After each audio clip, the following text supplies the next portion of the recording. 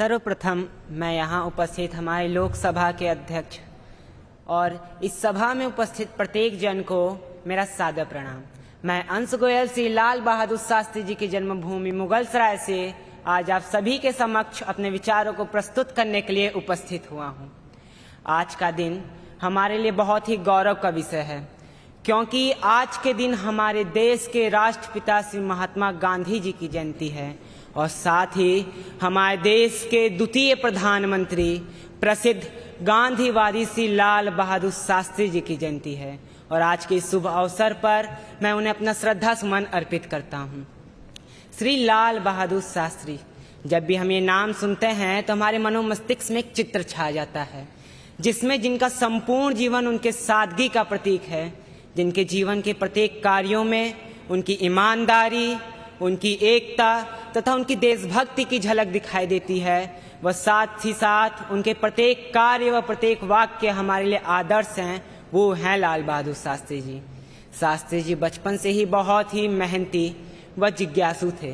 इन्होंने विभिन्न कठिनाइयों के बाद जब अपने स्नातक की शिक्षा को पूर्ण किया, तब इन्हें काशी विद्यापीठ के द्वारा शास्त्री उपाधि से अलंकृत किया गया और उस समय इन्होंने अपने उपनाम श्रीवास्तव, जो कि इनके धर्म और जाति का बोध कराता था, उसे हटा करके अपने ज्ञान का बोध कराने वाले शब्द शास्त्री को अपनी पहचान बना ली, जो कि इनके प्रगतिशील सोच का परिचायक है।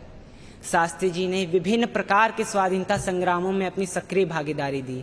अब चाहे वो 1921 का असहयोग आंदोलन हो, 1930 का दांडी मार्च या 1942 का भारत छोड़ो आंदोलन क्यों न हो, उन्होंने इन आंदोलनों में गांधी जी के कंधों से कंधे मिलाकर केवल हमारे देश का नेतृत्व ही नहीं किया, बल्कि हमारे देश के विभिन्न कोनों में बिखरे हुए धर्म जाति का भेद करने वाले लोगों को एकजुट करके उनमें राष्ट्र के प्रति राष्ट्र भावना का विकास भी किया, जिससे कि हमें शास्त्री जी की नेतृत्व क्षमता का पता चलता है। शास्त्री जी ने महिलाओं को आत्मनिर्भर बनाने के लिए अपना महत्वपूर्ण योगदान दिया, जिसका कि आज प्रत्यक्ष प्रमाण देख सकते हैं हम, ये विकासशील भारत। जब शास्त्री जी हमारे देश के प्रधानमंत्री बने प्रधानमंत्री जब था, मुश्किलों का पहाड़ बढ़ा, एक तरफ सूखा पड़ा तो दूसरी तरफ युद्ध छिड़ा। साहस और सफलता से किया नेतृत्व देश का, जीता अपना भारत, पराजय हुआ गुप्त भेष का। अतुलनीय योगदान दिया भारत के प्रगति में, लोगों को लुभा लिया अपनी प्रवृत्ति में। दुग्ध और हरित क्रांति बढ़ाई जिनके नेतृत्व में। जब ताशकंद का विचार आया, समझौते का ज्वार आया। बातों में उलझी थी बातें, सूरज भी जब नम था, अनजानी सी धरती पर अनजाना वो सफर था। रजनी में थी करलव नहीं, बात ये अनजानी है। वो दिन था 12 जनवरी 1966 ईस्वी का, जब शास्त्री जी के मरणोपरांत इन्हें सहसम्मान पूर्वक रूस से भारत लाया गया तथा भारत रत्न से सम्मानित भी किया गया।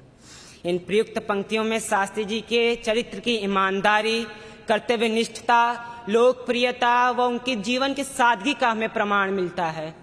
जब भी हम श्री लाल बहादुर शास्त्री के बारे में विचार करते हैं तो हमारे मन में एक भावना आता है, जय जवान जय किसान, जिसे हमारे देश के विकास में जिसने महत्वपूर्ण भूमिका निभाई, जिसे हमारे देश के पूर्व प्रधानमंत्री श्री अटल बिहारी वाजपेयी जी ने अपने विचारों को व्यक्त करते हुए इसमें जय विज्ञान शब्द को जोड़ा।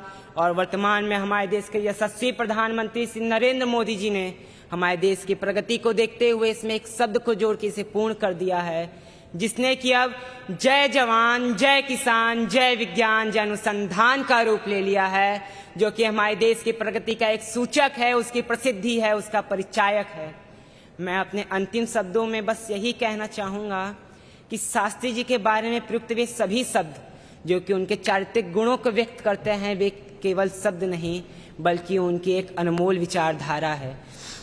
यह हमारे लिए गर्व का विषय है कि हम प्रत्येक वर्ष श्री लाल बहादुर शास्त्री व श्री महात्मा गांधी जी की जयंती के रूप में मनाते हैं, परंतु इससे भी अधिक गर्व का विषय हमारे लिए यह होगा कि हम उनके बताए गए मार्ग पे का अनुसरण करते हुए उनके चरित्र के गुणों को अपने अंदर आत्मसात करने के पश्चात अपने साथ साथ अपने देश के विकास के लिए अपना संपूर्ण योगदान दें, क्योंकि हमारे देश के विकास से ही हमारा विकास संभव है। और इन्हीं पंक्तियों के साथ मैं अपनी वाणी को विराम देना चाहूँगा। जय हिंद, जय भारत।